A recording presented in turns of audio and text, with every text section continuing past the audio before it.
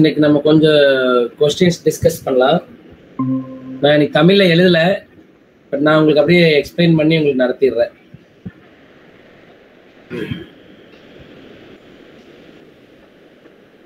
இன்னைக்கு ஸ்கூல்ல கொஞ்சம் வேலை இருந்தங்காட்டி தமிழ்ல எழுத முடியல, உங்களுக்கு நான் எக்ஸ்பிளைன் பண்றேன். ஸோ இது கொஞ்சம் பேசிக்கா ஒரு சில இது 1 மார்க்ஸ் உங்களுக்கு மேபி ஹெல்ப்ஃபுல்லா இருக்கலாம். இதுல நம்ம டிஜிட்டல் எலக்ட்ரானிக்ஸ் படிச்சிருப்போம். அதாவது 12th நாம் டிஜிட்டல் எலக்ட்ரானிக்ஸ், லாஜிக் கேட்டு இது எல்லாமே படிச்சிருப்போம். உங்களுக்கு ஞாபகம் இருக்குன்னு நினைக்கிறேன். அதுலேருந்து ஒரு சில 1 மார்க்ஸ் இன்னைக்கு நம்ம பார்க்கலாம். அது கூட சில டாபிக்ஸ் நம்ம எக்ஸ்பிளைன் பண்ணலாம். சரி, இதில் ஒரு கொஸ்டின் கேட்குறாங்க. ஒரு லாஜிக் கேட் ஒன்று சர்க்கியூட் டயக்ராம் கொடுத்துருக்குறாங்க. நீங்களே சொல்லலாம் இது என்ன கேட் அப்படிங்கிறது சொல்லலாம். வரைஞ்சதுக்கு அப்புறம் நீங்க சொல்லுங்க. ஏன்னா இதை வச்சு ஒரு 1 மார்க் மேபி கேட்டாங்கன்னா நமக்கு ஈஸியா இருக்கும்.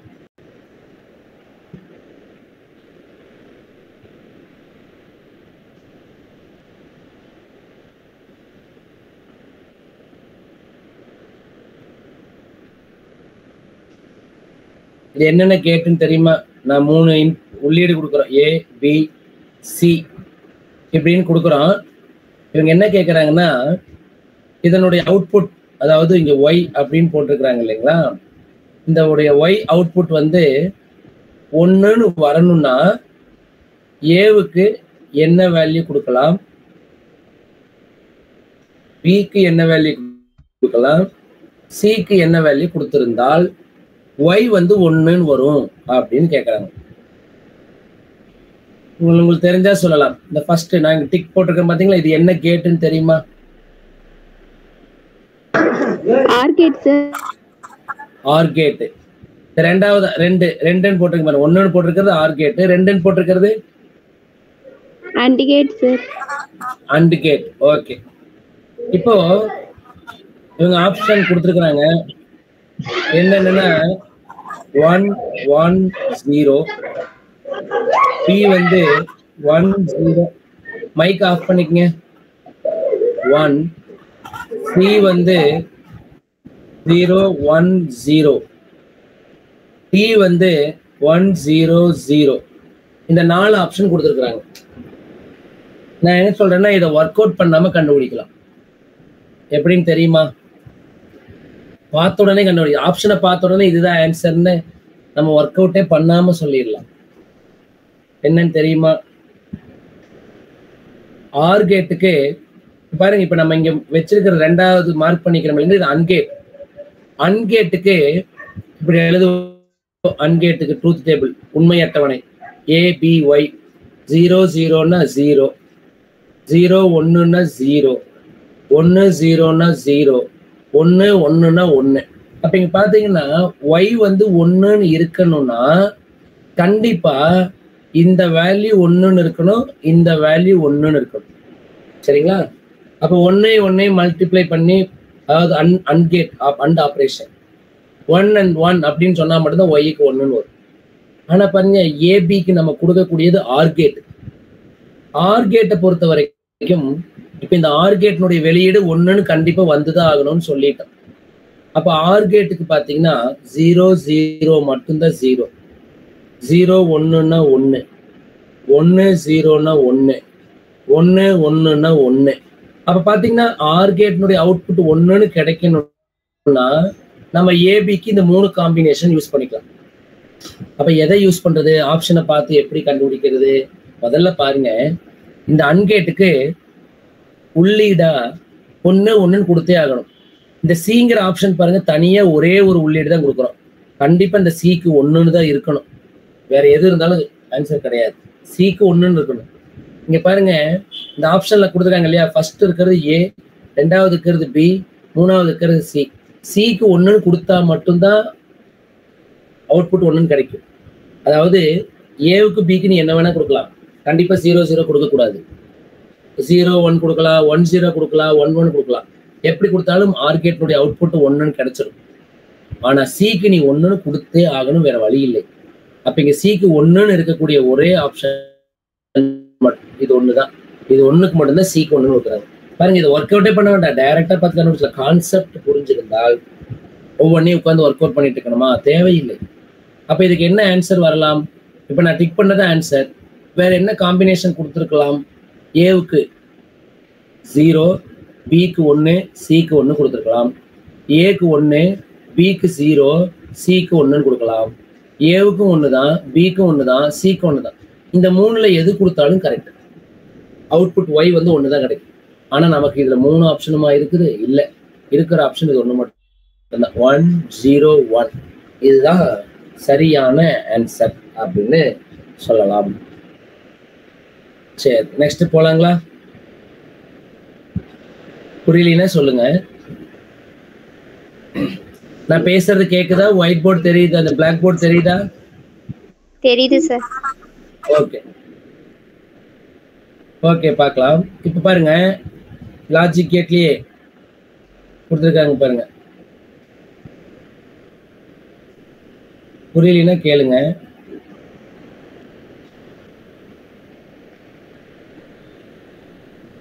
இது ஒரு கேட் கொடுத்துருக்காங்க.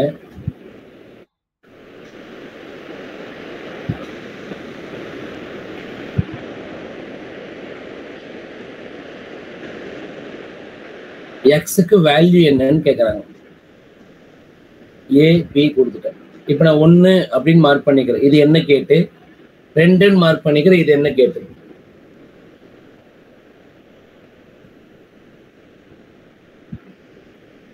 எக்ஸோட மதிப்பு என்னன்னு கேட்கறாங்க.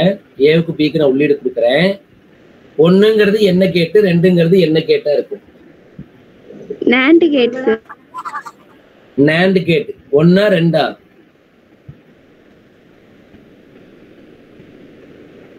ஃபர்ஸ்ட் இருக்கிறது NAND கேட்டா, ரெண்டாவது இருக்கிறது NAND கேட்டா? ரெண்டுமே சார். ரெண்டுமே NAND கேட். Very good. அப்போ ஃபர்ஸ்ட் NAND கேட்ல இருந்து அவுட்புட் என்ன வரும் அப்படின்னு கேட்டால், NAND கேட்டோட அவுட்புட் ஏபி பார். அப்ப இந்த இடத்துல ஏபி பார் தான் கொடுக்குறோம். இதை கொண்டு போய் மறுபடியும் இன்னொரு NAND கேட்டு கொடுத்தால் டபுள் பார்னு கிடைக்கும். அப்படின்னா இதனுடைய ஆன்சர் ஏபி அப்படின்னு சொல்லலாம். அப்ப எக்ஸுக்கு என்ன வேல்யூ கொடுக்கலான்னு கேட்ட, எக்ஸுக்கு அவுட்புட் என்னன்னு கேட்டால் ஏபி, இதுதான் ஆன்சர். சில நேரம் இப்படி டைரக்டா ஏபி வச்சே கேட்கலாம். சில நேரம் இது என்ன கேட்டுன்னு கேட்கலாம். ஏவையும் பியையும் மல்டிப்ளை பண்ணி வருது இல்லையா, இது என்ன கேட்டா இருக்கலாம், எந்த கேட்டினுடைய வெளியீடா இது அமையும். ஞாபகம் இருக்குதா? ஏ இன்டு பினா என்ன gate? AND gate sir. AND gate. அப்ப நம்ம சிம்பிளா சொல்லிக்கலாம், என்ன தெரியுங்களா? ஒரு NAND கேட் கூட இன்னொரு NAND கேட்டை கனெக்ட் பண்ணா, ஒரு NOR கேட் கூட இன்னொரு NOR கேட்டை கனெக்ட் பண்ணால் கண்டிப்பா ஆன்சர் என்னவா இருக்குன்னு கேட்டா OR கேட் அப்படின்னு சொல்லலாம். சரிங்களா? சரி, அடுத்து 1 மார்க் போயிடலாம். ஈஸியா இருக்குதா? Yes sir. சரி, ஓகே. இப்போ பழைய சிலபஸ்ல நமக்கு இந்த மாதிரி கொஸ்டின் இருந்துச்சு, புக் பேக்லயே வச்சிருந்தாங்க, எடுத்துட்டாங்க இந்த கொஸ்டின். என்னன்னு பார்க்கலாம். பாருங்க, ஒரு உள்ளீட இந்த மாதிரி துடிப்பு மாதிரி கொடுக்குறாங்க. நான் வரைஞ்சு காட்டுறேன். இது ஐடியா ஏதாவது இருக்குதான்னு பாருங்க. பழைய புக்ல இந்த மாதிரி கொஸ்டின் 2 கொஸ்டின் எக்ஸ்பிளைன் பண்ணியிருந்தாங்க.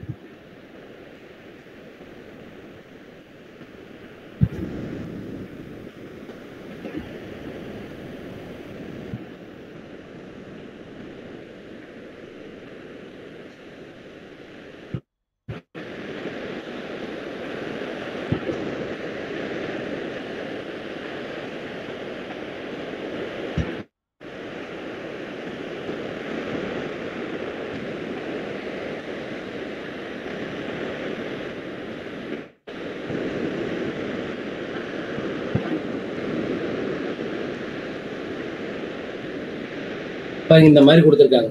இது ஏ, இது பி, இது சி.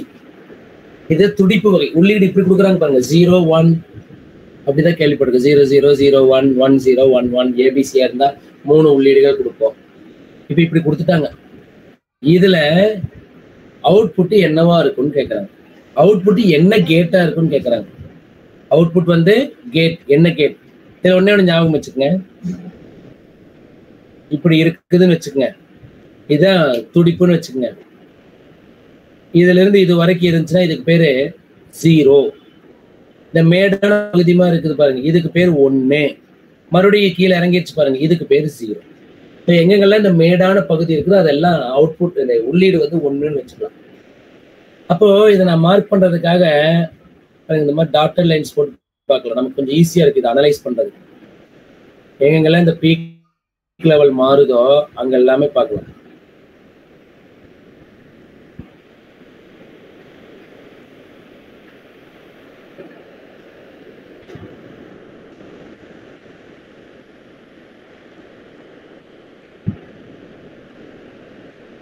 ஸோ இந்த மாதிரி இதில் வந்து 2 உள்ளீடுகளை வச்சுமே நம்மளால சொல்ல முடியும். இதே வந்து 3 உள்ளீடுகளை வச்சுமே சொல்ல முடியும். இப்போ ஃபர்ஸ்ட் வந்து ஆர் கேட் அப்படிங்கிறத பார்க்கலாம். சரி, ஆர் கேட்டுங்கிறத ஃபர்ஸ்ட் ஏங்கிறத பார்க்கலாம். இதுல பாத்தீங்கன்னா இதை கொஞ்சம் மார்க் பண்ணிக்கலாம். இது 0ன்னு வச்சுக்கலாம், இதை T1 வச்சுக்கலாம், இதை T2ங்கிற காலம்ல வச்சுக்கலாம், இதை வந்து T3ங்கிற காலத்துல வச்சுக்கலாம், இதை T4ன்னு வச்சுக்கலாம், இதை T5ன்னு வச்சுக்கலாம், இதை T6ன்னு வச்சுக்கலாம். அதுக்கப்புறம் இது எல்லாமே T7 அப்படின்னு வச்சுக்கலாம். இப்போ இதை வச்சு பார்க்கும்போது நமக்கு இந்த உள்ளீடுகள் ஏ பி அண்ட் சிக்கு உள்ளீடுகளை இவங்க வந்து பல்ஸ் ஃபார்மேட்ல கொடுத்துட்டாங்க. இப்போ என்ன கேட்குறாங்கன்னா ஏபிசி 3 சேர்ந்து என்ன லாஜிக் கேட்டை நமக்கு கன்ஸ்ட்ரக்ட் பண்ணும் அப்படின்னு கேட்குறாங்க. சரி, அது என்னன்னு பார்த்துடலாம்.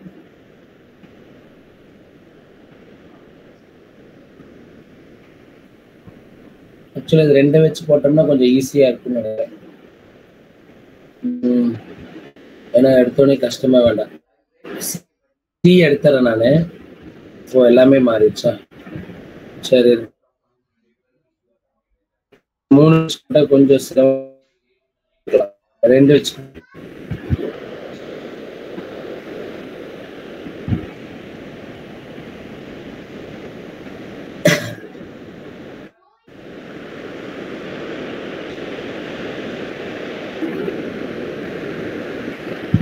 இப்படி ஏங்கிறத நான் கொடுத்துருக்கிறேன், பிங்கிறத நான் எடுத்துக்கிறேன்.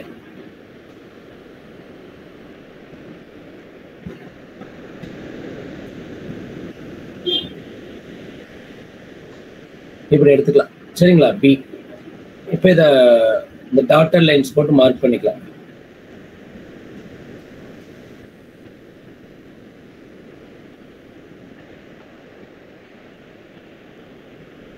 எங்கெங்கெல்லாம் வேரியேஷன் காட்டுதோ 2 பேரும் ஒரே மாதிரி இல்லாத இடத்துல எல்லாம் நான் இந்த மாதிரி டாட்டர் லைன்ஸ் போடுறேன். கவனிங்க, நமக்கு இப்போ ஒரே ஒரு வச்சுக்கலாம். கீழே இருந்தா 0, மேடு மாதிரி இருந்தா 1, மாதிரி கீழே இறங்கிடுச்சுன்னா 0. சரிங்களா? இப்போ கவனிங்க, இது 0ன்னு வச்சுக்கிறேன், இதை T1 வச்சுக்கிறேன், இதை T2ன்னு வச்சுக்கிறேன், இதை T3ன்னு வச்சுக்கிறேன், இதை T4, இது வந்து T5, இது வந்து T6. இப்போ என்ன கேட்பாங்கன்னா இதுக்கு வெளியீடு எப்படி இருக்கும்னு கேட்கறாங்க. அலைவடிவத்தில் கேட்கறாங்க. அலைவடிவத்தில் கொடுத்துட்டோம், இங்க வெளியீடு பார்க்கறாங்க. இப்ப பாருங்க, 0ல இருந்து T1 வரைக்கும் பாருங்க, இதுவும் 0, இதுவும் 0ன்ட்டாங்க. சரிங்களா? இது ஏங்கிறது 0, பிங்கிறது 0 அப்படின்னு சொன்னால் இது ஒரு ஆர்கேட் ஃபங்க்ஷன் வச்சுக்கிட்டோம் அப்படின்னு சொன்னாங்க. சரிங்களா? ஆர்கேட் அவங்களே கொடுத்துருவாங்க. அப்ப ஆர்கேட்டை பொறுத்த வரைக்கும் 0 0 அப்படின்னா 0 அப்படின்னா வெளியீடு என்னவா இருக்கும்?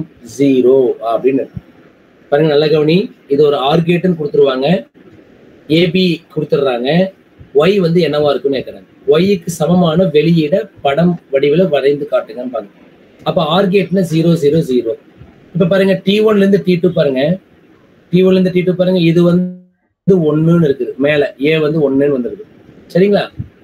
பி வந்து பாத்தீங்கன்னா ஜீரோன்னு இருக்குது. அப்ப ஏ 1 பி 0ன்னா வெளியீடு 1 அப்படின்னா நம்ம வரையும் போது 1ன்னு வரையணும்.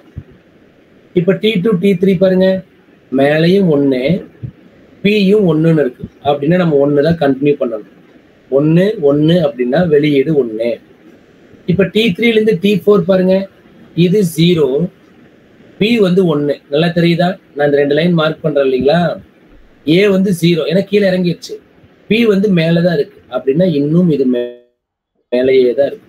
சரிங்களா? அடுத்தது பாருங்க, T4 to T5 இதுவும் 0 இதுவும் 0 அப்படின்னா இந்த இடத்துல 0ன்னு சொல்லிக்கலாம். இப்ப T5 to T6 பாருங்க, இது மேல 1 கீழே 0 அப்படின்னா இது வந்து 1 அப்படின்னு வச்சுக்கலாம். சரிங்களா?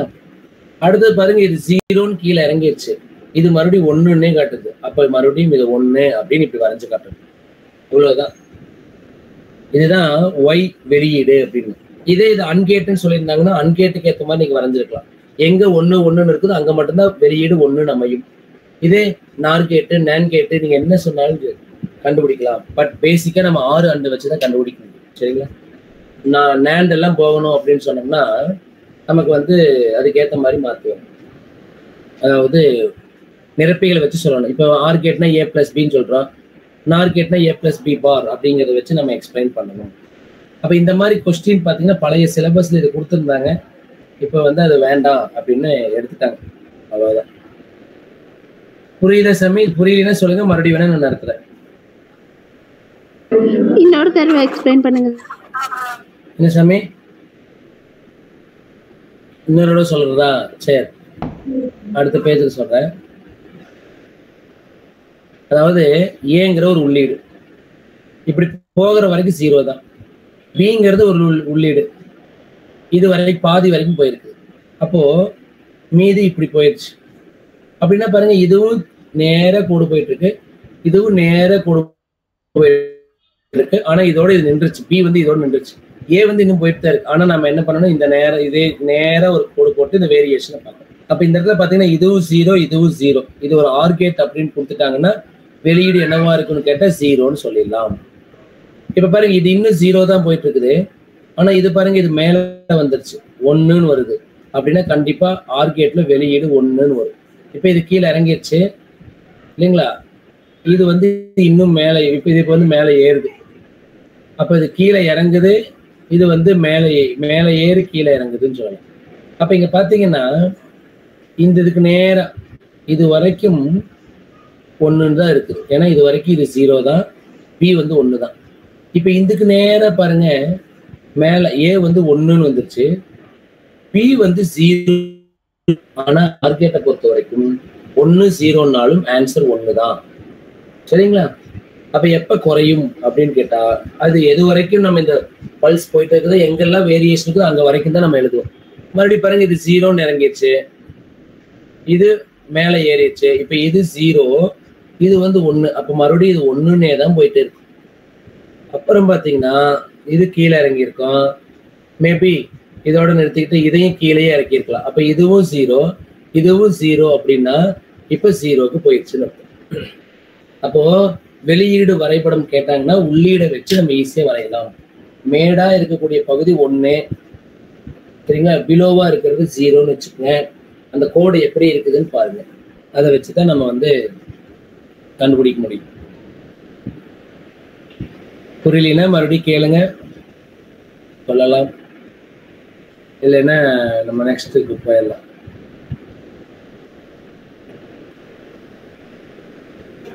சரி, பார்க்கலாமா?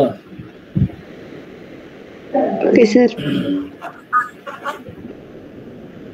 இப்ப பாருங்க, ஒரே ஒரு கொஸ்டின் மட்டும் இந்த டாபிக்ல பார்த்துட்டு நம்ம போயிடலாம், வேற டாபிக் போயிடலாம். இந்த மாதிரி சில நேரம் கேட்கலாம்.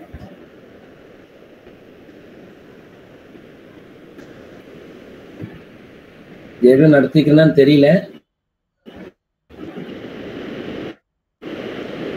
ஒரு இது நடத்தின மாதிரி ஞாபகம். உங்களோட இடத்துல எங்க ஸ்கூல் பசங்க நடத்தினாலும் தெரியல. இருந்தாலும் மறுபடியும் பார்த்துக்கலாம்.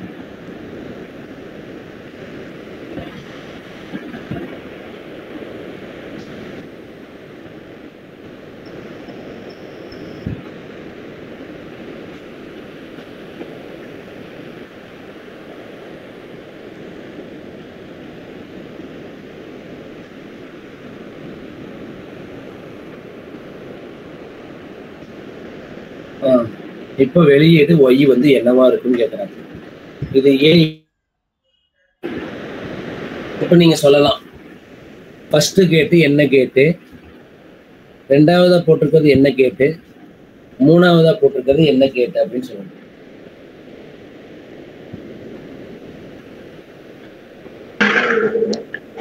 First second AND gate sir.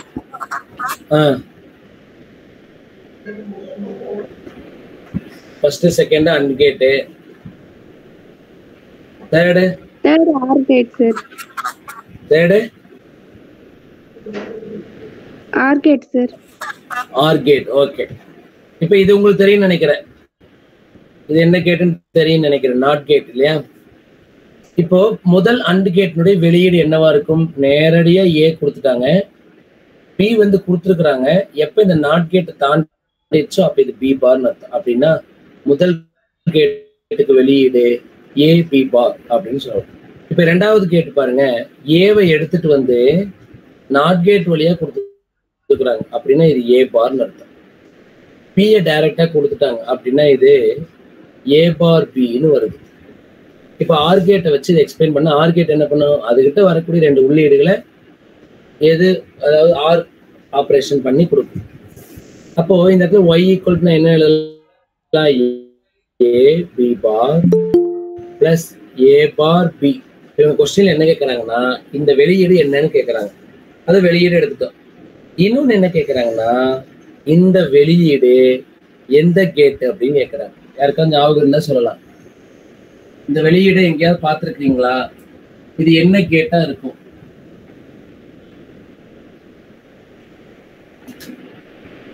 எல்லாத்துக்கும் கேட்க முடியாது. நம்ம கிட்ட இருக்கக்கூடிய 6 கேட்கக்கூடிய ஃபங்க்ஷன் வச்சு தான் கேட்க முடியும். இப்போ நான் போட்டிருக்கேன் இல்லைங்களா, ஏ B bar plus A bar B, இது என்ன கேட்டுன்னு தெரியுமா? தெரியலன்னு சொல்லியிருந்தேன். நம்ம அடுத்தது போயிடலாம்.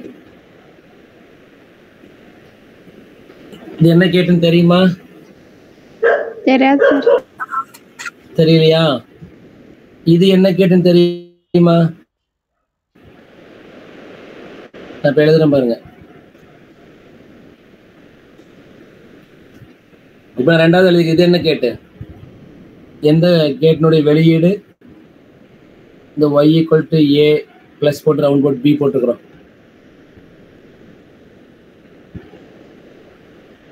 எதுன்னு தெரியுமா? படிக்கலையா?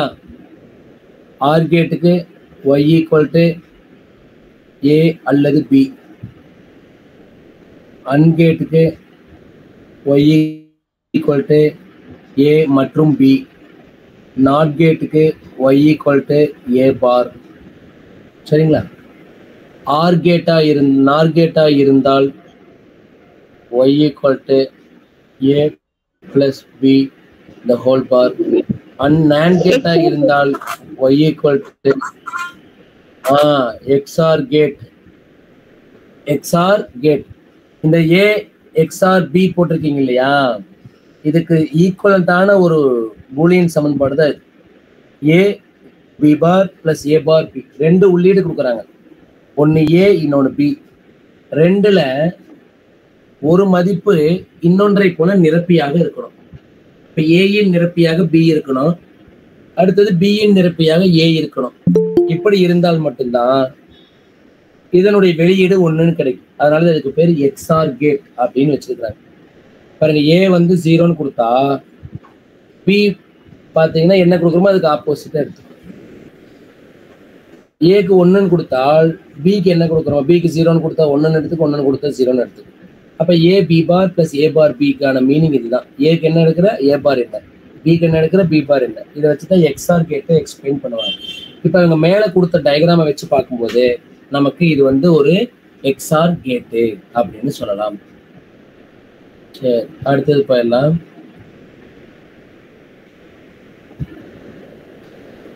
எல்லாத்துக்கும் கூலும் விதி அப்படின்னு ஒண்ணு தெரியும். கூலும் விதினா F vector equal to 1/4 pi epsilon naught Q1 Q2 divided by R square into R cap அப்படின்னு தெரியும். வெக்டர் வடிவில் எழுதிக்கிறாங்கன்னு வச்சுக்கோங்க. எண் மதிப்பு மட்டும் போதும் அப்படின்னு சொன்னால் எஃப் வெக்டருடைய எண் மதிப்பு 1/4 என்ன சரிங்களா? இப்போ கொஸ்டின்ல என்ன கேட்குறாங்கன்னா Q1 equal to 2Q, Q2 equal to 2Q, R equal to 2 metre.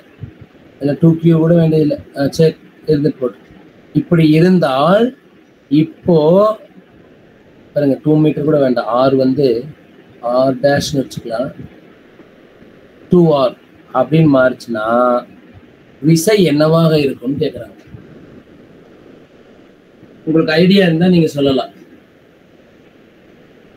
Q1 equal to 2Q, Q2 equal to 2Q, R dash equal to 2R அப்படின்னா F இன் மதிப்பு என்னவா இருக்குன்னு கேட்குறாங்க. சொல்லுங்க பாப்பா, F இன் மதிப்பு எப்படி இருக்கும்னு கேட்குறாங்க. ஏன்னா நம்மளுக்கு கன்வீனியன்ட்டுக்காக இப்படி எழுதிக்கலாம். Q1 dash equal to 2Q1, Q2 dash equal to 2Q2, R dash equal to 2R அப்படின்னு எழுதிக்கலாம். மாறாது சார். மாறாதா? எப்படிமா மாறாது? Very good.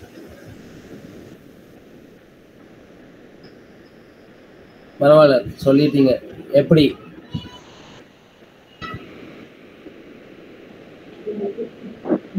எப்படித்தான் மாறாதுன்னு சொன்னீங்க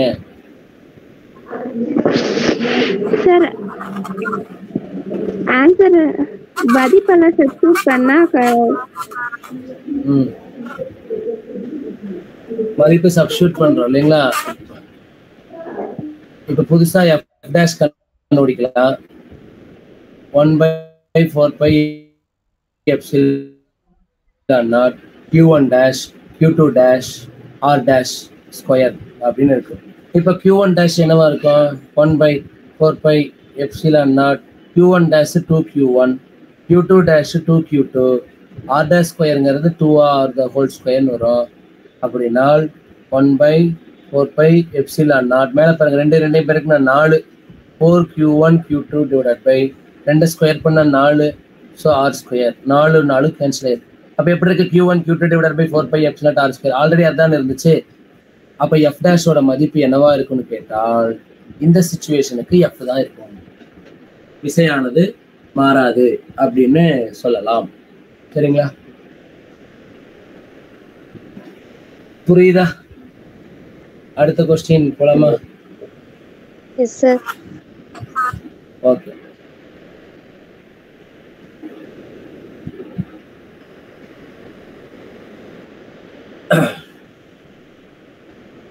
உங்க புக்ல கிர்கஃப் விதின்னு படிச்சிருப்பீங்க இல்லைங்களா?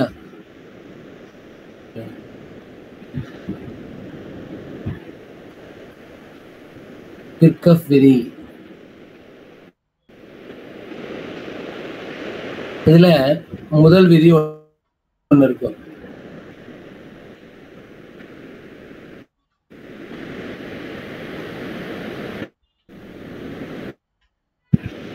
இரண்டாம் விதின்னு ஒண்ணு இருக்கும். முதல் விதிக்கு ஒரு பேர் இருக்குது, சந்தி விதி.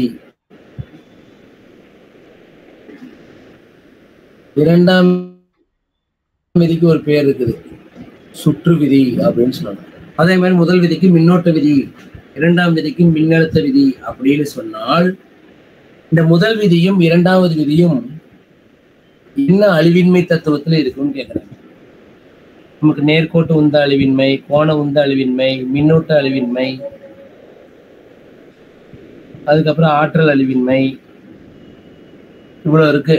இதுல முதல் விதி எந்த அழிவின்மை தத்துவத்தை பின்பற்றும், இரண்டாவது விதி எந்த அழிவின்மை தத்துவத்தை பின்பற்றும்? அதுக்கு ஞாபகம் இருக்குதா? இது வந்து நம்ம புக்குக்குள்ள இருக்கு. 12வது பாடத்துல, சரி 12வது கிளாஸ்ல நமக்கு வந்து ஃபர்ஸ்ட் வால்யூம்ல 2ஆம் பாடத்துல இதை பத்தி சொல்லியிருப்பாங்க. முதல் விதி என்ன அழிவின்மை, இரண்டாவது விதி என்ன அழிவின்மை. தெரியலனா தெரியலன்னு சொல்லிருங்க, நமக்கு அடுத்த டாபிக் முடிச்சிடலாம்.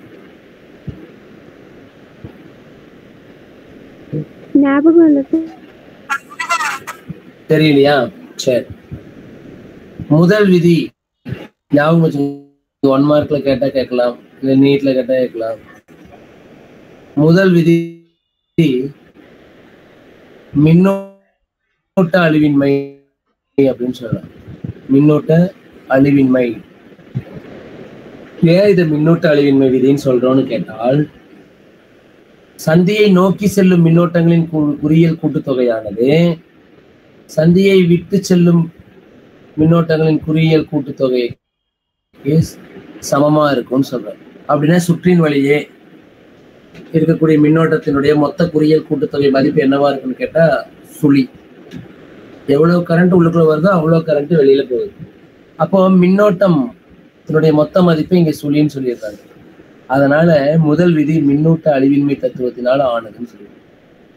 அப்ப இரண்டாம் விதி என்ன தத்துவத்துல ஆயிருக்கும் அப்படின்னு கேட்டால், சரி, எந்த அழிவின்மை தத்துவத்தை பின்பற்றி இருக்கும் அப்படின்னு கேட்டால் ஆற்றல் அழிவின்மை அப்படின்னு சொல்றாங்க.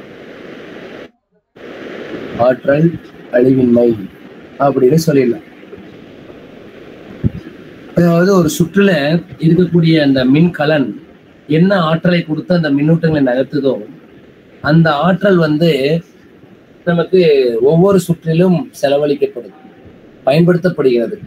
அப்ப புதுசா எந்த ஆற்றலையும் உருவாக்கல, ஏற்கனவே இருந்த எந்த ஆற்றலையுமே நம்ம அழிக்கல. ஒரு வகையிலிருந்து இன்னொரு வகைக்கு ஆற்றல் மாறிக்கிட்டு தான் இருக்கு. அதனால இரண்டாம் விதிய ஆற்றல் அழிவின்மை தத்துவத்தின் அடிப்படையில் இருக்குன்னு சொல்லலாம். முதல் விதிய மின்னூட்ட அழிவின்மை தத்துவத்தின் அடிப்படையில் இருக்குதுன்னு சொல்லலாம். டவுட்னா கேளுங்க, அடுத்தது போயிடலாம்.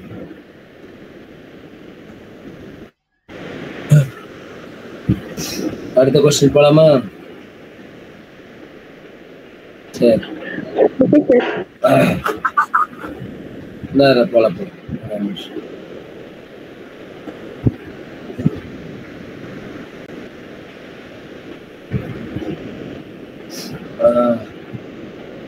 சரிங்க. ஒரு மின் கடத்தும் கோலம் ஒண்ணு இருக்கு, சரிங்களா? மின் கடத்தும் கோலம் அப்படின்னு மின்னோட்டத்தை கடத்தக்கூடிய ஒரு கோலம்னு சொல்ல, மின் கடத்தும் கோலம். இந்த கோலத்துக்கு ஆரம்னு ஒண்ணு இருக்கு, சரிங்களா? இந்த கோலத்துக்கு ஆரம், அந்த ஆரத்தின் மதிப்பை 6ன்னு வச்சுட்டாங்க. அந்த கோலத்துக்கு அளிக்கக்கூடிய மின் துகள் இல்ல மின்னோட்டம் Qன்னு வச்சுட்டாங்க. அப்ப என்ன கேக்குறாங்கன்னா, கோலத்தின் மையம் இங்க இருக்கு பாத்தீங்களா, இந்த மையத்துல மின்புலம் என்னவா இருக்கும், இன்னொன்னு மின்னழுத்தம் என்னவா இருக்கும். கோலத்தின் மையத்தில் மின்புலம் மற்றும் மின்னழுத்தம் என்னவா இருக்குன்னு கேட்கறாங்க. இதுல ஒரே ஒரு விஷயத்த நம்ம கண்ணை மூடிட்டு எழுதிக்கலாம், கொஸ்டின் ஆப்ஷன் பார்த்தே கண்டுபிடிச்சிடலாம்.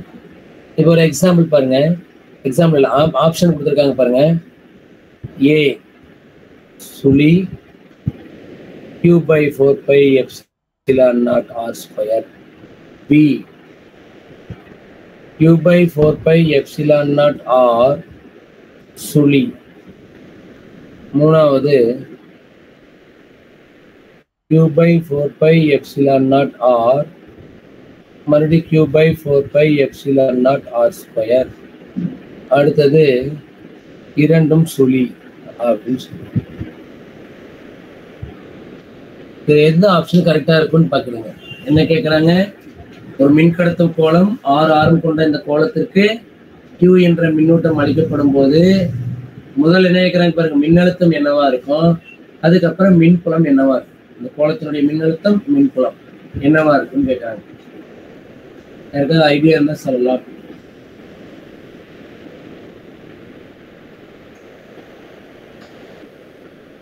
ஞாபகம் இருக்குன்னா இதை பத்தி நீங்க சொல்லலாம்.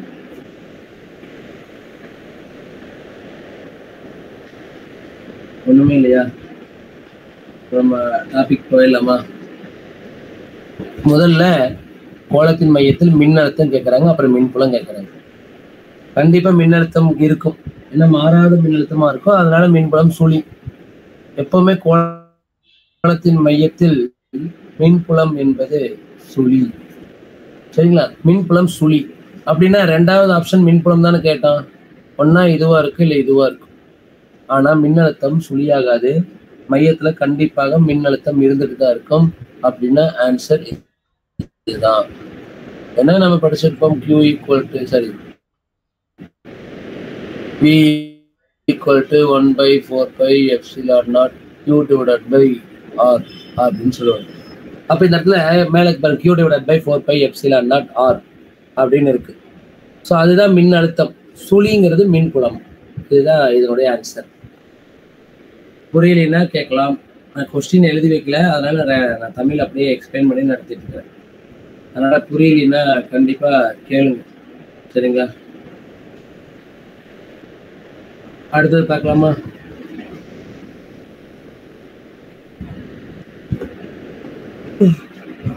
அடுத்தது பார்த்தலாமா? Okay sir. ஓகே, பாருங்க ஒரு கொஸ்டின் கேக்குறாங்க. 500 கிலோகிராம் நிறை கொண்ட ஒரு மகிழுந்து இல்லைன்னா கார், இது 50 மீட்டர் ஆரம் இருக்கக்கூடிய ஒரு வட்ட வடிவ சாலைய கடக்கும்போது திசைவேகம் 36 கிலோமீட்டர் பர் மணி. இது என்னன்னு கேட்டோம்னா திசைவேகம் இவ்வளோ இருந்துச்சுன்னா மைய நோக்கும் விசை என்னவா இருக்குன்னு, மையம் நோக்கும் விசை, இந்த மையம் நோக்கும் விசை கால்குலேட் பண்ணணும். எப்படின்னு தெரியுமா? மைய நோக்கு விசையை கணக்கிடுவதற்கு ஃபார்முலா என்னன்னு தெரியுமா? 11th 3ஆம் பாடத்துல இதை பத்தி எக்ஸ்பிளைன் பண்ணிருப்பாங்க. அதுக்கு ஞாபகம் இருக்குதா? மையம் நோக்கும் விசை, மைய நோக்கு விசை F equal to FC equal to mv²/r. சரிங்களா? mv²/r. அப்போ இதெல்லாத்தையும் சப்ஸ்டியூட் பண்ணணும். என்னென்ன சப்ஸ்டியூட் பண்றீங்க? FCP equal to centripetal force, அதனால CPன்னு போடுறேன். mv²/r சொல்லலாம். நிறை இப்பதான் பார்த்தோம் 500 கிலோகிராம். V மீட்டர் பெர் செகண்ட்ல எழுதணும். ஆனா V என்னன்னு கொடுத்துட்டாங்கன்னா 36 கிலோமீட்டர் பெர் அவர் அப்படின்னு கொடுத்துட்டாங்க. இத செகண்டுக்கு மாத்தணும். அப்போ V equal to 36 kilometre per hour metre per second எழுதுனா 5/18 மீட்டர் பெர் வினாடின்னு எழுதிக்கலாம். இது ஒரு கால்குலேஷன். இது ஏற்கனவே சொல்லி கொடுத்துருப்பேன்னு நினைக்கிறேன். 1 கிலோமீட்டர் பெர் அவருங்கிறத நம்ம மீட்டர் பெர் செகண்டுக்கு மாற்றணும்னா நம்ம 5/18 பெருக்கலான்னு சொல்லியிருப்போம். அப்போ இங்கே பாருங்க, இந்த 18 36 கேன்சல் பண்ண 2. அப்போ V பார்த்தீங்கன்னா 10 மீட்டர் பெர் செகண்ட் தான் இருக்கு. அப்போ இங்கே எழுதலாம் எம்முக்கு 5 500, V 10 ஸ்கொயர், R 50 மீட்டர் ஆரம் கொண்டதுன்னு சொல்லியிருக்காங்க. அப்போ 500 10 ஸ்கொயர் பண்ணா 100 டிவைடட் பை 50. 50 100 கேன்சல் பண்ணா 2, 500 பெருக்கணும்னா 1000 நியூட்டன். சரிங்களா? இதோட ஆன்சர் 1000 நியூட்டன். நான் கண்டுபிடிச்ச ஏதாவது தப்பா இருந்ததுனால சொல்லுங்க. சரிங்களா? ஈஸியா இருந்துச்சுன்னா சொல்லுங்க, அடுத்து போயிடலாம். கஷ்டமா இருக்குதுன்னா சொல்லுங்க, நடத்திடலாம்.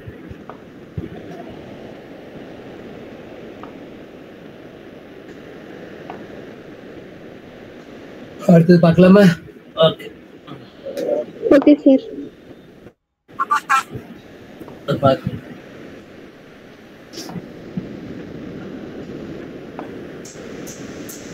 நடத்துறது யூஸ்ஃபுல்லா இருக்குதா? ஈஸியா இருக்குதா? S sir. ஓகே, இப்போ ஒரு கொஸ்டின் பாருங்க. எந்த ஒரு காலத்திலேயும், சரிங்களா, எந்த ஒரு கணத்திலும் அப்படின்னு கூட எழுதிக்கலாம். எந்த ஒரு கணத்திலும் துகள் ஒன்றின் நிலை, துகளின் நிலை எக்ஸ் அச்சு ஒய் அச்சுல கொடுத்துட்டாங்க. எக்ஸ் அச்சு மற்றும் ஒய் அச்சுல அந்த துகளினுடைய நிலையை சொல்றாங்க. எக்ஸ்ல 5t minus 2t square, ஒய்ல 10t அப்படின்னு கொடுத்துட்டாங்க. இதுல என்ன கேட்குறாங்கன்னா t ஈக்குவல் டு 2 செகண்ட்ல முடுக்கம் என்னன்னு கேட்குறாங்க. 2 வினாடியில முடுக்கம் என்னன்னு கேட்குறாங்க. அப்ப பாருங்க, இது எக்ஸுங்கிறது ஒரு தொலைவு, ஒய்ங்கிறது ஒரு தொலைவு. அப்ப என்ன கண்டுபிடிக்கணும்? நம்ம ஏவை கண்டுபிடிக்கணும். அப்ப ஏவை கண்டுபிடிக்கிறதுக்கு நான் என்ன பண்ணலாம்னு கேட்டா D square X by DT ஸ்கொயர்னு எழுதிக்கலாம். ஏன்னா முடுக்கம் என்பது இரண்டாம் நிலை வகைக்கெழு. சார் டிவி பை டிடின்னு தானே எழுதுவோம், டிவி பை டிடி தானே டிஎஸ் பை டிடின்னு எழுதுறோம், எல்லாம் ஒன்று சேர்ந்து தான் இப்போ எழுதும். சரிங்களா? D square X by dt ஸ்கொயர்னா 2 முறை வகையீடு கண்டுபிடிச்சா அதுதான் முடுக்கம் அப்படின்னு சொல்லுவோம். அதாவது தொலைவை வகையீடு கண்டுபிடிச்சா திசைவேகம், திசைவேகத்தை காலத்தை பொறுத்து வகையீடு கண்டுபிடிச்சோம்னா அதுக்கு பேர் வந்து முடுக்கம் அப்படின்னு சொல்லுவோம். இப்போ இந்த எக்ஸை 2 தடவை டிஃபரன்ஷியேட் பண்ணணும். முதல் தடவை டிஃபரன்ஷியேட் பண்ணால் 5 மைனஸ் 4t ஸ்கொயர், ரெண்டாவது தடவை டிஃபரன்ஷியேட் பண்ணால் 5 டிஃபரன்ஷியேட் பண்ணால் 0 மைனஸ் அப்படியே இருக்கும். ஸோ 8t அப்படின்னு வந்துடும். சரிங்களா? இப்போ இதில் கொண்டு போய் t என்னம்மா t ஸ்கொயர்னு போட்டிருக்கீங்க சார். என்ன எழுதிக்கிறேன்னு புரியலையா? இல்ல சார், 5 மைனஸ் 4t தானே சார், t ஸ்கொயர்னு போட்டிருக்கீங்க சார். எனக்கு நீங்க பேசுறது புரியலடா. எனக்கு நீங்க பேசுறது கரகரன்னு கேக்குது. டைம் வந்து 2 செகண்ட் இருக்கு, முதல்லயே சப்ஸ்டிட்யூட் பண்ணிக்கலாம்னு சொல்றீங்களா? முதல்லயே டைம் சப்ஸ்டிட்யூட் பண்ணிக்கலாம்னு சொல்றீங்களா? No sir. டிஃபரன்ஷியேஷன் பண்ணும்போது என்னடா நான் எழுதுனது போர்டுல தெரியலையா? No sir. ஓகே. டிஃபரன்ஷியேஷன் இல்லடா, நீங்க பேசுறது எனக்கு கரகரன்னு கேக்குது. ஒரே நிமிஷம் இருங்க.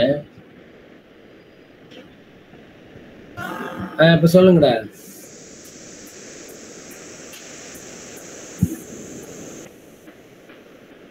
போர்டு தெரியுதா? Yes sir. போர்டு தெரியுது இல்லையா?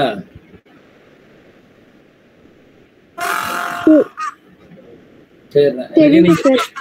ஓகே. தெரியலையா தெரியுதா? Yes or no? Yes sir. Okay okay. எனக்கு நீங்க தெரியுது தெரியலங்கிறது எனக்கு புரியல. எனக்கு டக்குன்னு நீங்க பேசுறது கரகரன்னு கேட்குது, அதனால எனக்கு என்ன பேசுறீங்கன்னு புரியல. பின்னால் சொல்றேன். எக்ஸ என்ன கொடுத்துட்டாங்கன்னா 5t மைனஸ் 2t ஸ்கொயர்னு வச்சுட்டாங்க. இப்போ ஏ கண்டுபிடிக்கணும்னா முதல்ல நான் வி கண்டுபிடிக்கணும். அப்போ V equal to dx by dtன்னு எழுதிக்கலாம். இப்போ முதல் தடவை டிஃபரன்ஷியேட் பண்ணா காலத்தை பொறுத்தால் பண்றோம். 5 மைனஸ் 4t அப்படின்னு எழுதலாம். இப்போ இதுக்கு முன்னாடி 4t ஸ்கொயர்னு எழுதிருப்பேன்னு நினைக்கிறேன். அதை தான் சொன்னீங்கன்னு நினைக்கிறேன். Yes sir.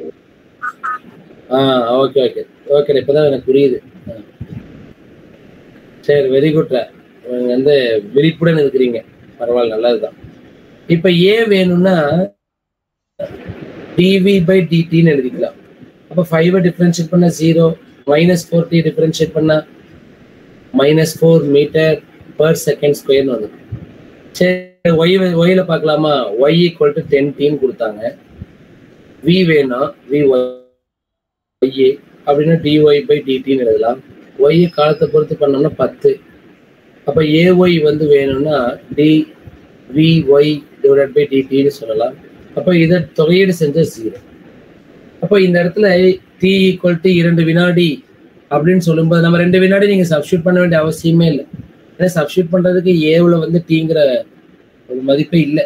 அப்போ டீக்கு நம்ம எதுவும் கொடுக்க வேண்டியதே இல்லை. அப்போ 4 மீட்டர் பர் செகண்ட் ஸ்கொயர் அப்படின்னு சொல்லலாம். சரிங்களா? போயிடலாம்.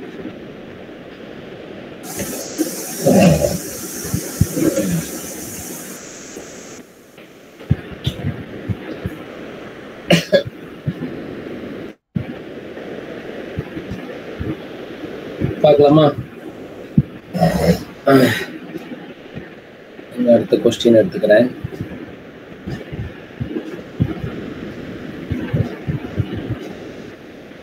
சரி, பார்க்கலாம்.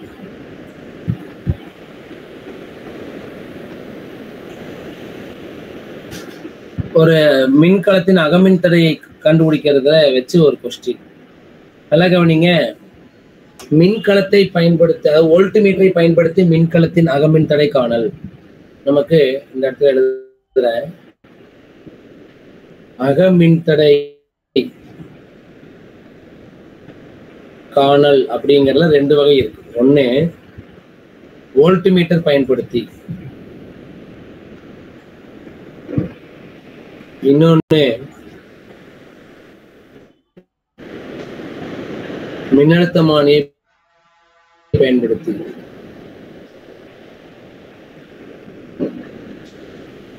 வோல்ட்மீட்டரை பயன்படுத்தி அகமின் தடை காணனா R = R × epsilon minus V by V அப்படின்னு எழுதிக்கலாம்.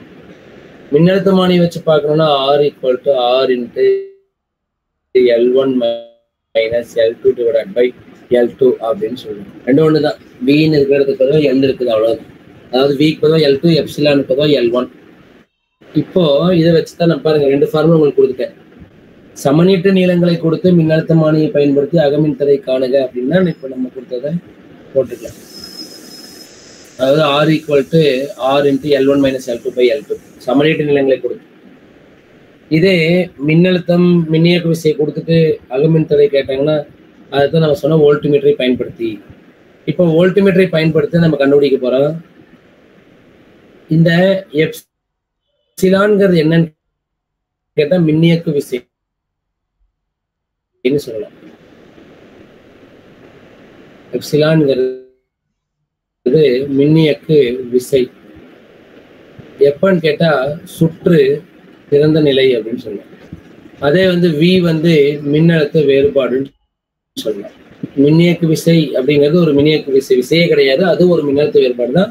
என்ன, சுற்று திறந்திருக்கும் போது கண்டுபிடிக்கக்கூடியது. இதே நம்ம எழுதக்கூடிய மின்னழுத்த வேறுபாடு அப்படின்னு சொன்னா சுற்று மூடிய நிலை அப்படின்னு சொல்லலாம். சுற்று மூடிய நிலை அப்படின்னு சொல்லலாம். இப்ப கொஸ்டின் என்ன கேட்கிறாங்கன்னா அகமின் தடை கண்டுபிடிக்க போறோம். இதுல என்னன்னா சுற்று திறந்த நிலைன்னு சொன்ன இல்லைங்களா, இதுக்கு பேர் முனைகளுக்கு இடையே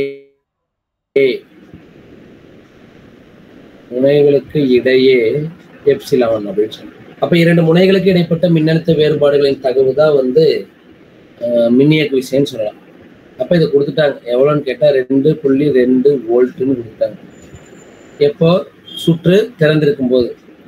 இப்போ சுற்று பூர்த்தியானதுக்கு அப்புறம் இந்த வியோட மதிப்பு பார்த்தீங்கன்னா 2.2 கிடைக்காம 1.8 வோல்ட் தான் கிடைக்குது. இன்னொன்னு இந்த சுற்றை கனெக்ட் பண்ண ஆரோட மதிப்பு 5 ஓம் அப்படின்னு சொல்லுவோம். அப்படின்னா அகமின் தடை என்னன்னு கேட்குறாங்க. அப்போ இதை சப்ஸ்டியூட் பண்ணணும் இல்லைங்களா. R = V epsilon minus VR 2.2 minus 1.8 divided by 1.8 into R மதிப்பு இருக்கு இல்லைங்களா. R 5.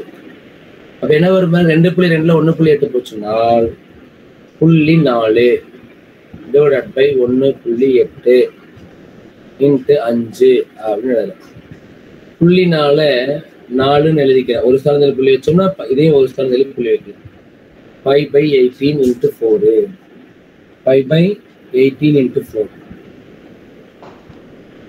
இதான் ஆன்சர். இது எங்கேயாவது குறுக்கு பெருக்கல் பெருக்க முடியுமான்னு பாருங்க.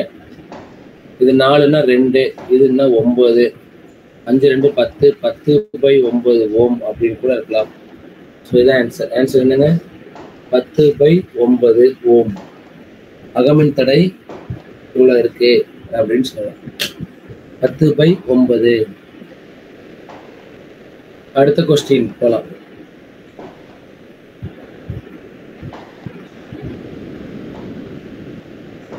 சரி பார்க்கலாம். ஒரு கொஸ்டின் பாருங்க. x equal to at plus pt ஸ்கொயர்னு கொடுத்தாங்க. xங்கிறது தூரம், tங்கிறது காலத்துல இருக்கு. அப்படின்னா p யோட யூனிட் என்ன, p இன் அலகு என்ன அப்படின்னு கேட்கணும். அப்போ இதுல பாருங்க, ஏடியினுடைய அலகும் பிடி ஸ்கொயருடைய அலகையும் ஒரே மாதிரி இருந்தா மட்டும்தான் கூட்ட முடியும். கூட்டி வந்தா நமக்கு என்ன கிடைக்கிறது, தொலைவு தான் கிடைக்குது. அப்ப கண்டிப்பா பி உடைய மதிப்பு எவ்வளவுன்னு கண்டுபிடிச்சோம். அப்போ எக்ஸோட மதிப்பை நான் எதுக்கு ஈக்குவலா மாத்துறேன்னா பிடி ஸ்கொயருக்கு ஈக்குவலா மாத்துறேன். அப்ப P equal to X by T ஸ்கொயர்னு சொல்லுவாங்க. அப்ப எக்ஸுக்கு இல்லைங்களா, எக்ஸுக்கு மீட்டர், என்ன கிலோமீட்டர், அவங்க ஆப்ஷன் எப்படி கொடுத்துருக்காங்க பாரு, இவங்க கிலோமீட்டர் கொடுத்துருக்காங்க. அப்ப கிலோமீட்டர் t⁻+2 மேல போச்சுன்னா -2 கிலோமீட்டர் பர் செகண்ட் ஸ்கொயர். இதுதான் இந்த பியோட அலகு அப்படின்னு சொல்றோம். சரிங்களா, இதே ஏவுக்கு கண்டுபிடிச்சா என்ன வரும்னு பாருங்க. இதே கொஸ்டின்ல ஏவினுடைய மதிப்பு என்ன அப்படின்னு கேட்கலாம்.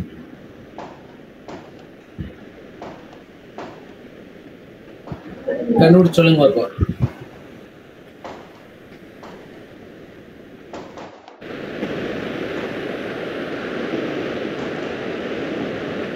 சொல்லுங்க பார்ப்போம். எக்ஸ் ஈக்குவல் டு பிடி ஸ்கொயர் கண்டுபிடிச்சு சொல்லிட்டேன். கண்டிப்பா பிடி ஸ்கொயர்னுடைய அந்த அலகுகள்ல சேர்த்தா கண்டிப்பா எக்ஸுக்கு ஈக்குவலா தான் வரும். சரிங்களா, அதுதான் நம்ம என்ன படிச்சிருப்போம்னா 11ஆவதுல 1ஆம் பாடத்துல பரிமாணங்களின் ஒருபடித்தான நெறிமுறை அப்படின்னு படிச்சிருப்போம்.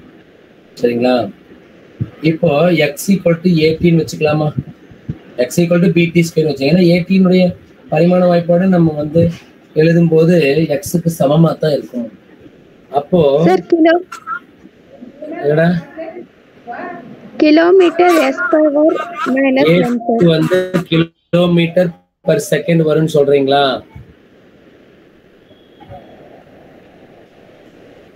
ஏவுக்கு கிலோமீட்டர் பர் செகண்ட் வரும்னு சொல்றீங்க அதானே? Yes sir, correct. சரிங்களா, ஏன்னா x ஈக்குவல் டு ஏடி ஏற்கனவே இது காலத்தின் மடங்கு சார்பா இருக்கு. அப்படின்னா kilometre per second square second வந்தா தான் இது செகண்ட் இருக்கு. செகண்ட் கேன்சல் ஆனா எக்ஸுக்கு கிலோமீட்டர் அப்படின்னு எழுத முடியும். வெரி குட், பரவாயில்ல, கண்டுபிடிக்கிறீங்க. இன்னும் இது மாதிரி நிறைய கொஸ்டின் நீட்ல கேட்பாங்க. நல்லபடியா அதை எழுதுங்க, கண்டிப்பா ஈஸியா தான் இருக்கு. சரிங்களா, நமக்கு ஃபெமிலியரான கொஸ்டின் கூட அவங்க கேட்கலாம். சரி, அடுத்த கொஸ்டின் நான் பார்க்கிறேன். நீங்க ஒரு நிலை வெக்டர் கொடுத்துட்டாங்க. R vector equal to 3i cap minus 4j cap plus k cap அப்படின்னு கொடுத்தாங்க. அதே மாதிரி கோண திசைவேகம் ஒமேகா வெக்டர் கொடுத்தாங்க. 5i cap minus 6j cap plus 6k cap அப்படின்னு கொடுத்தாங்க. என்ன கேட்கறாங்கன்னா நேர்கோட்டு திசைவேகம் கேட்கறாங்க. நேர்கோட்டு திசைவேகம் v என்னவா இருக்குன்னு கேட்கறாங்க. நமக்கு தெரியும் vங்கிறது திசைவேகம் என்பது ஒரு வெக்டார், இதுவும் வெக்டார், இதுவும் வெக்டார், 3 வெக்டர். அப்போ நமக்கு இதை குறுக்கு பெருக்கல் பெருக்கலாம். அப்போ v vector equal to omega vector into R வெக்டார்னு சொல்றோம். v vector equal to omega vector into R vector. குறுக்கு பெருக்கல் கண்டுபிடிக்கணும். அப்ப என்ன பண்ணணும், இந்த மாதிரி அணிகள் மெத்தட்ல போடுறோம். I cap, J cap, K cap. First omega தான் எழுதணும், ஆர் எழுதக்கூடாது. அப்போ ஒமேகாவில் ஐக்கு, ஜேவுக்கு, கேவுக்கு அந்த கோஎஃபிஷியன்ட் என்ன அப்படின்னு பார்க்கணும். இப்போ 5 மைனஸ் 6 6. அடுத்தது 6 எழுத போறோம். 6 பாருங்க, ஐக்கு நேரம் 3, ஜேன்னா -4, கேன்னா 1. இப்போ இது குறுக்கு பெருக்கல் பெருக்கணும். எப்படி அப்படின்னு சொன்னால் ஒரே நிமிஷம்.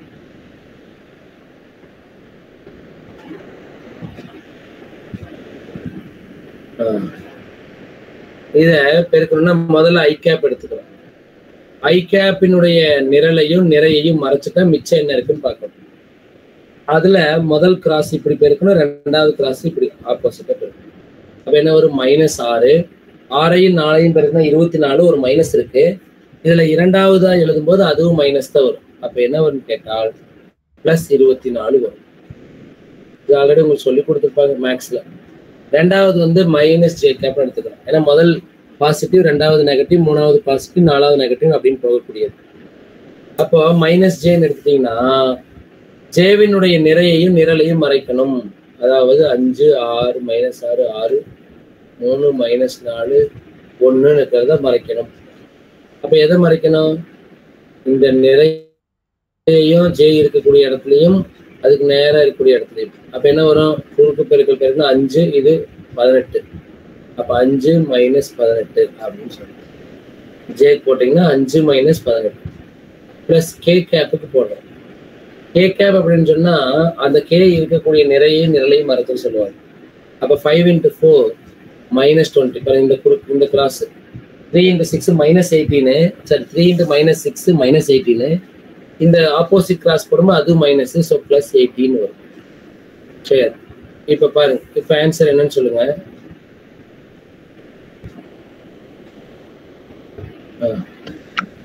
ஐ கேப் இன்ட்டு 24 - 6 அப்படின்னா 18. அப்படின்னா இது எப்படி எழுதலாம்? 18 ஐ கேப்னு எழுதலாம். 5 + 8, 5 + 8 -8. 5 3 -18, 5 - 18 -13ன்னு வரும். ஆல்ரெடி இந்த ஜே கிட்ட ஒரு மைனஸ் இருக்கு, பெருக்குனா பிளஸ், +13 ஜே கேப் அப்படின்னு சொல்லுங்க. -20 +18 போட்டீங்கன்னா -2 அப்படின்னா -2 கேப் அப்படின்னு சொல்லிக்கலாம். புரியுதா இது எப்படி வந்துச்சுன்னு? புரியலன்னா கேளுங்க. 18 I cap + 13 J cap -2 K cap. புரிஞ்சுதா சாமி? Yes sir. ஓகே.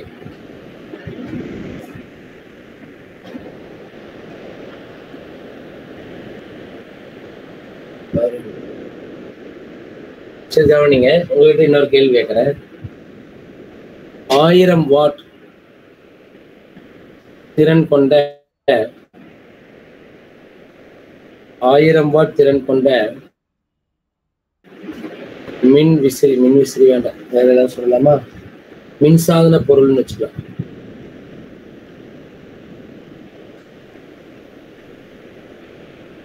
மின்சாதன பொருள் ஒன்று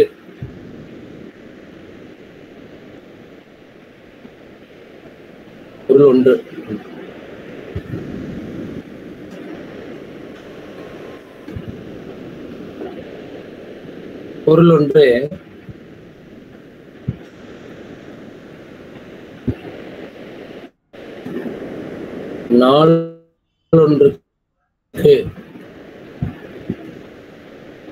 3 மணி நேரம் உபயோகப்படுத்தப்படுகிறது.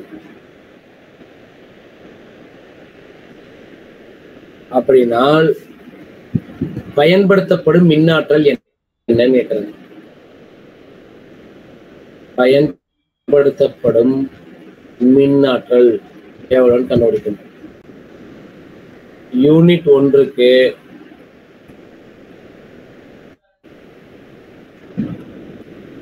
₹1 அப்படின்னு வச்சுக்கோ. சிம்பிள் தான், ₹1 பில்ல. அதாவது ஒரு யூனிட்டுக்கு நமக்கு வீட்டுல யூஸ் பண்ணக்கூடிய எலக்ட்ரிக்கல் எனர்ஜி ஆற்றல், மின்சார வாரியத்துல நம்ம கொடுக்கக்கூடிய ஆற்றல் நம்ம பயன்படுத்துறோம் இல்லைங்களா? ஒரு யூனிட்டுக்கு ₹1 வச்சுட்டால் 1000 வாட் திறன் இருக்கக்கூடிய ஒரு மின்சாதன பொருள் ஒரு நாளைக்கு 3 மணி நேரம் பயன்படுத்தப்படுகிறது அப்படின்னு சொன்னால் எவ்வளவு மின்னாற்றல் ஒரு மாதத்திற்கு பயன்படுத்தப்படும்? இது வந்து ஒரு மாதத்துக்கு எவ்வளவு மின்னாற்றல் வரும், எவ்வளவு கரண்ட் பில் வரும், ஒரு யூனிட்டுக்கு ₹1 வச்சுக்கலாம் அப்படின்ட்டு வச்சிருக்கிறோம். இப்ப இது எப்படி ஒர்க் அவுட் பண்றது அப்படின்னு தெரியுமா?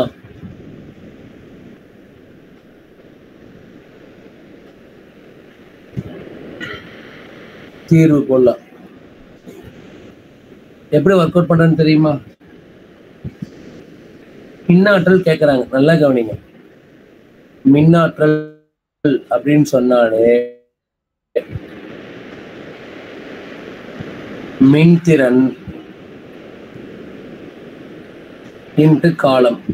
காலம் வந்து மணியில தான் எழுதணும் அப்படின்னு எடுத்துக்கிறோம், ஈஸியா இருக்கும். காலம் வந்து மணி, அழகு வந்து மணின்னு எடுத்துக்கிறோம், ஹவர்ஸ் அப்படின்னு வச்சுக்கிறோம்.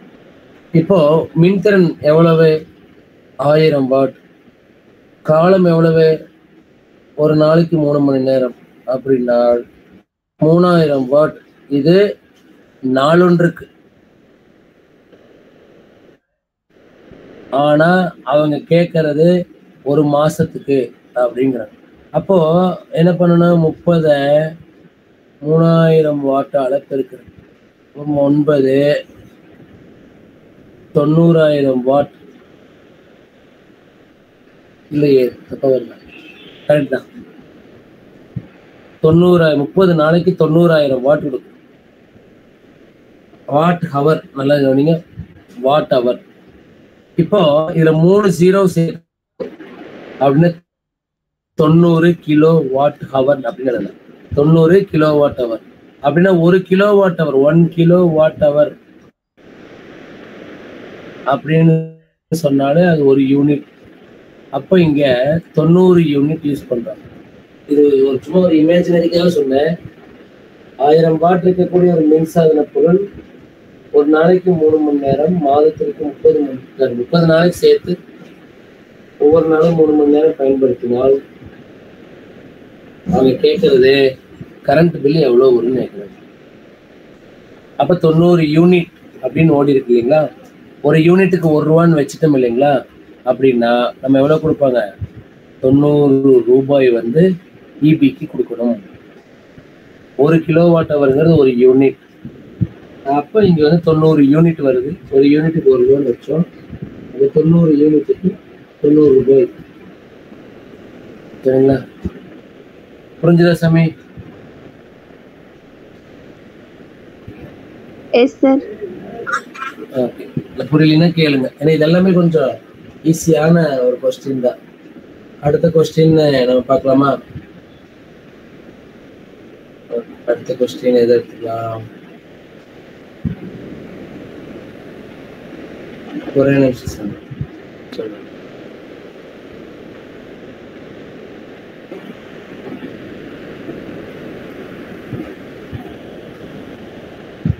சரி, இத வெப்பம் மாற்றீடற்ற நிகழ்வு, வெப்ப பரிமாற்றம் இல்லா நிகழ்வு, அதான் வெப்ப மாற்றீடற்ற நிகழ்வு படிச்சோம். வெப்பநிலை மாறா நிகழ்வு.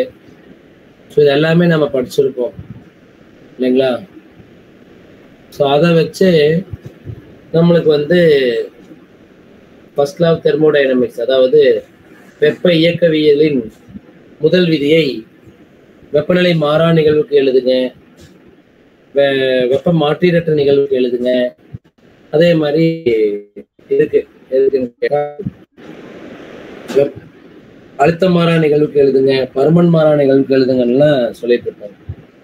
நம்ம பிசிக்ஸை பொறுத்த வரைக்கும் delta U equal to Q minus டபிள்யூன்னு எழுதுங்க. Delta U equal to Q minus W. Delta யூங்கிறது அக ஆற்றல் மாறுபாடு, Qங்கிறது அளிக்கப்படக்கூடிய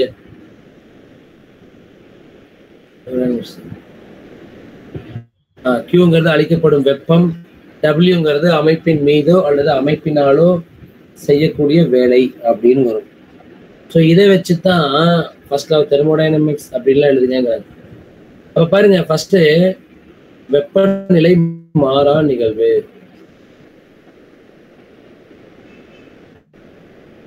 வெப்பநிலை மாறா நிகழ்வு அப்படின்னு சொல்லும் போது டெல்டா யூல மாற்றங்கள் இருக்காது. அகாற்றல் மாறுபடும். வெப்பநிலையே மாறல, அப்ப அகாற்றல் எதுக்கு மாறணும்?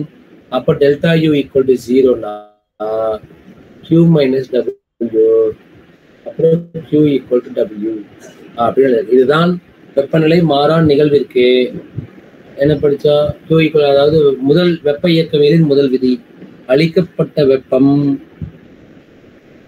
அமைப்பிற்கு வேலையாக மாற்றப்படுகிறது. சரிங்களா? முழு வேலையாக மாறிடுச்சு. அப்ப எதையுமே சேமித்து வைக்க முடியறது கிடையாது. அப்ப Q ஈக்குவல் டு நம்ம அளிக்கக்கூடிய வெப்பம் செய்யப்படக்கூடிய வேலைக்கு சமமாக இருக்குது அப்படின்னு சொன்னோம். சரி பாருங்க, வெப்ப மாற்றீடற்ற நிகழ்வு. வெப்ப மாற்றீடற்ற நிகழ்வு அப்படின்னா Q வந்து 0. வெப்ப மாற்றீடற்ற நிகழ்வு என்ன அர்த்தம்? சூழலில் இருந்து அமைப்பிற்கும் அமைப்பிலிருந்து சூழலுக்கும் எவ்விதமான வெப்பமும் பரிமாறிக்கொள்ளப்படாது. அதனால Q equal to 0. அப்ப Q equal to 0னா delta E equal to Q minus W. Qக்கு 0ன்னு கொடுத்தோம்னால் delta U equal to minus W. Q வந்து 0ன்னு கொடுத்துரும் இல்லைங்களா? அப்போ delta U equal to minus W. அக ஆற்றல் ஏற்பட்ட மாறுபாடு அமைப்பின் மீது செய்யக்கூடிய வேலைக்கு சமம் அப்படின்னு ஆயிடுச்சு. இதுதான் வெப்ப மாற்றீடற்ற நிகழ்வு. ஸோ இந்த மாதிரி அழுத்தம் மாறா அதுக்கு ஈக்குவேஷன் கண்டுபிடிச்சு போடணும். அதே மாதிரி பருமன் மாறா அப்படிங்கிறத நீங்க கண்டுபிடிச்சுக்கலாம்.